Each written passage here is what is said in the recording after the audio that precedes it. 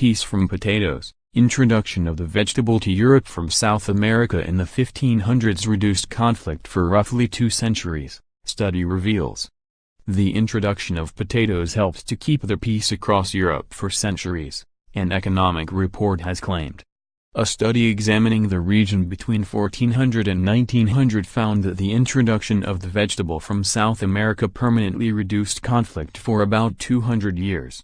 Potato crops yielded more calories per acre, provided food for poorer people and boosted farm efficiency, prompting higher wages, according to experts from Harvard, Colorado and Northwestern universities.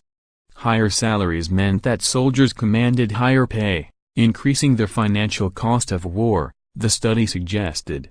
Economists based their research on battles in Europe, the Near East and North Africa involving 32 or more deaths in the 500 years between 1400 and 1900.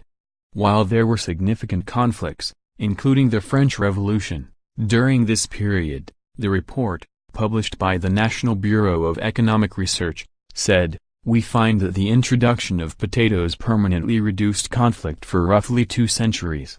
The results are driven by a reduction in civil conflicts." According to the Times, researchers compared areas where potatoes were grown to regions where Old World crops such as wheat were still the staple once the vegetable had become widely adopted in 1700. It found that peasants in potato-growing areas were less inclined to join uprisings. Potatoes are believed to have been carried back to Europe after Spanish conquistadors conquered Peru in 1536. They were being cultivated along the Biscay coast of northern Spain by the families of Basque sailors by the end of the 16th century. The vegetable was brought to Ireland in 1589 by Sir Walter Raleigh and cultivated on 40,000 acres of land near Cork, and over the next 4 decades potatoes grew in popularity across the rest of Europe. It is thought the Inca Indians in Peru were the first to cultivate the vegetable between around 8000 BC and 5000 BC.